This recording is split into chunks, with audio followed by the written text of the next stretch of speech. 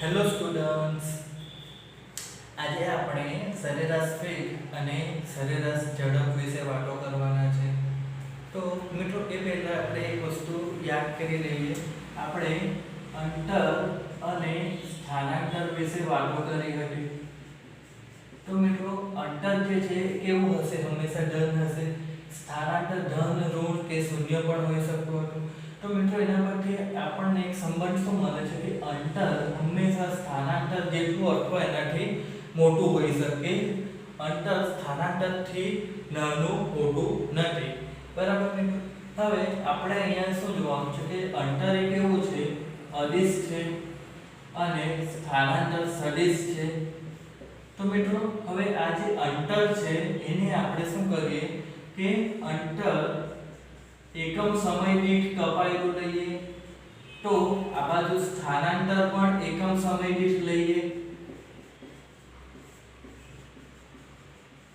તો શું થવાનું છે? આ જે સંબંધ છે તે તો એમ જ જળવાશે ને.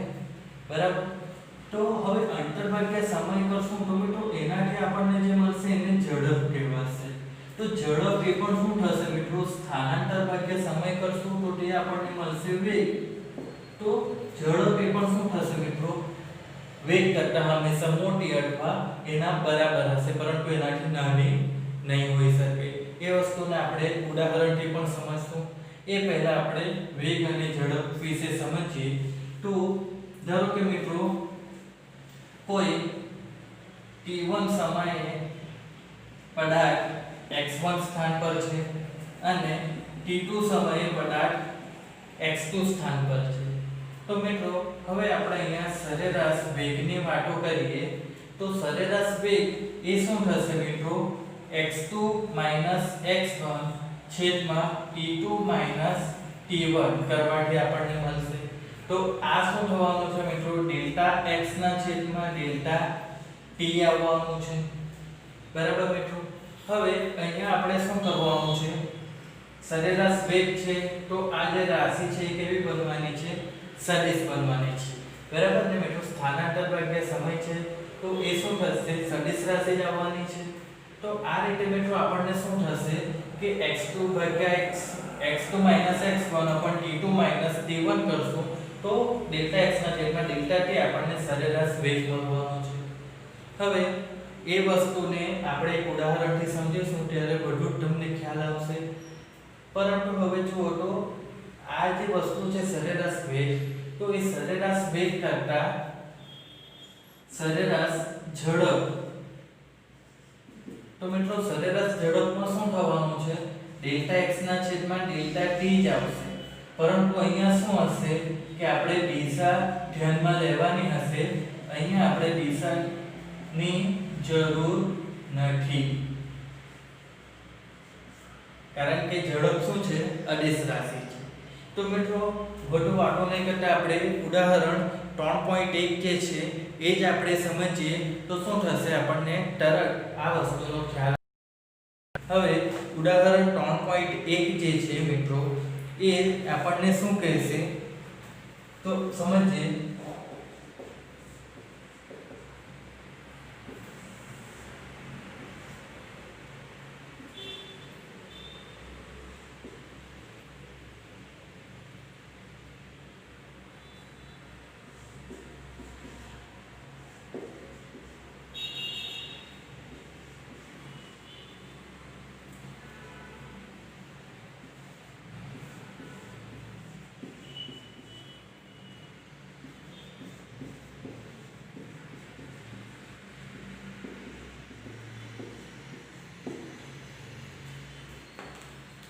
આ રીતે મિત્રો અહીંયા આપણને કોઈ કણનો ગતિપથ આપેલો છે કે જે O થી Q અને P.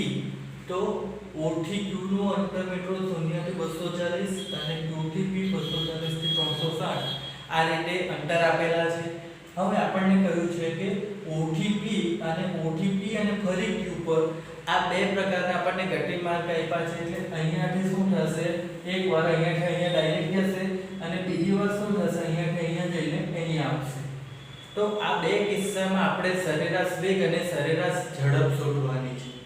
તો મિત્રો, અહીંયા તમે જોશો તો શું થશે કે આપણે સરેરાશ વેગની વાત વાટ કરીએ શરૂઆતમાં પહેલા ભાગ માટે એ માટે આપણે સરેરાશ વેગની વાત કરીએ તો અહીંયા શું થશે મિત્રો કે સરેરાશ વેગ O થી P પર સ્થાનાંતર કેટલું થવાનું છે 360 ઓછા 0 છેદમાં આપણને સમયની વાત કરેલી છે તો મિત્રો માફ કરશો અહીંયા હું તમને સમય લખવાનું ભૂલી ગયો આ જે પહેલો માર્ક છે એના માટે સમય 18 સેકન્ડ લાગે છે અને બીજો જે માર્ક છે એના માટે સમય 6 સેકન્ડ જ લાગે છે બરાબર તો હવે તમે જોશો તો શું થશે કે O થી P પર જાય છે તો અંતર 360 ઓછા 0 અને પછી શું થાય છે કે સમયની વાત કરીએ તો 18 સેકન્ડ જેટલો લાગે છે તો છેદમાં શું હશે 18 ઓછા 0 તો આ શું થશે મિત્રો 360 ભાગ્યા 18 એટલે પ્લસ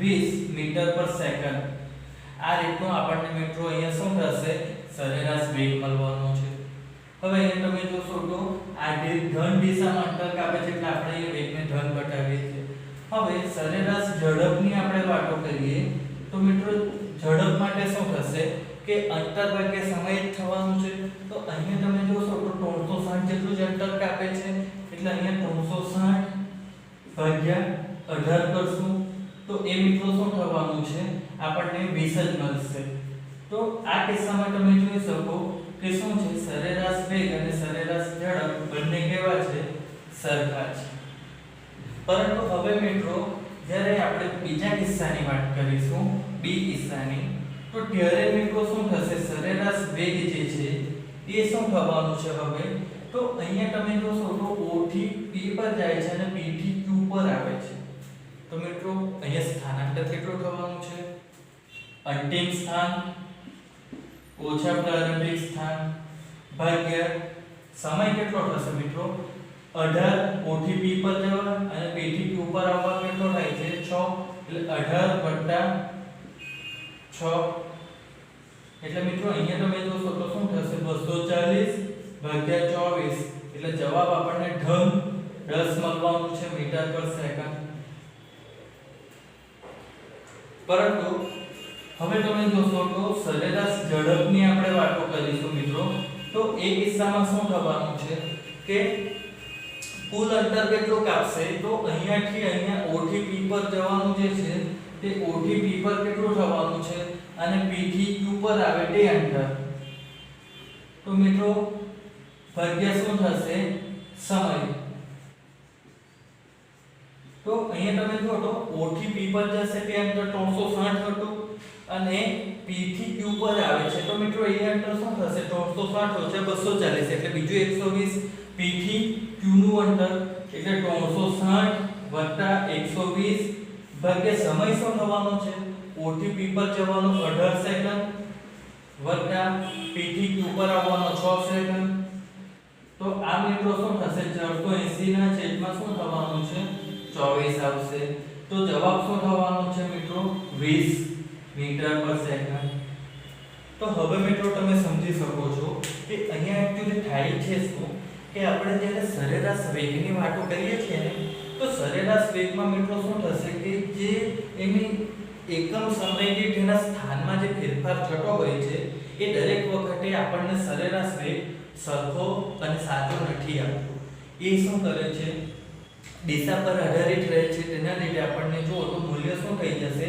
અહીંયા તમે જોશો તો સરેરાશ વેગ શું થઈ જશે સરેરાશ ઝડપ કરતાં ઓછો થઈ જાય છે હવે તમે વસ્તુને લોજિકલી સમજો પદાર્થ O થી P પર જાય છે 360 મીટર નું અંતર 18 સેકન્ડમાં કાપે એનો મતલબ શું થશે કે 1 સેકન્ડમાં મિત્રો 20 મીટર જેટલું અંતર કાપે છે હવે તમે જોશો તો એ જ્યારે P થી Q પર આવે છે ત્યારે મિત્રો શું કરે છે તો 120 મીટર જેટલું જ અંતર કાપે છે 6 સેકન્ડમાં એટલે ત્યારે પણ એ શું કરે છે કે 1 સેકન્ડમાં 20 મીટર જ અંતર કાપે છે હવે આપણને જ્યારે O થી P અને P થી Q સુધીનું જ્યારે પહોંચે છે પદાર્થ તો એ દરેક વખતે એ શું કરે છે 1 સેકન્ડમાં 20 મીટર જેટલું જ અંતર કાપે છે પરંતુ જ્યારે આપણે વેગની વાતો કરશું ત્યારે આપણને જે મૂલ્ય 20 મીટર પર સેકન્ડ મળવું જોઈએ તે નથી મળતું અને એના લીધે જે ઝડપ છે તેનો ખ્યાલ વિકસ્યો છે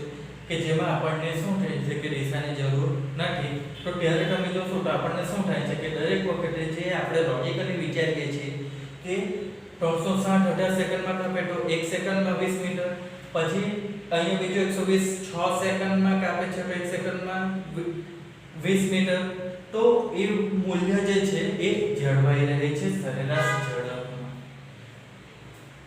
તો મિત્રો આ હતો આપણો ઝડપ અને સરેરાશ ઝડપ અને સરેરાશ વેગનો ખ્યાલ, અને તેના પછી આપણે ઉદાહરણ 3.1 કર્યું. તો આજના વિડિયોમાં મિત્રો બસ આટલું જ.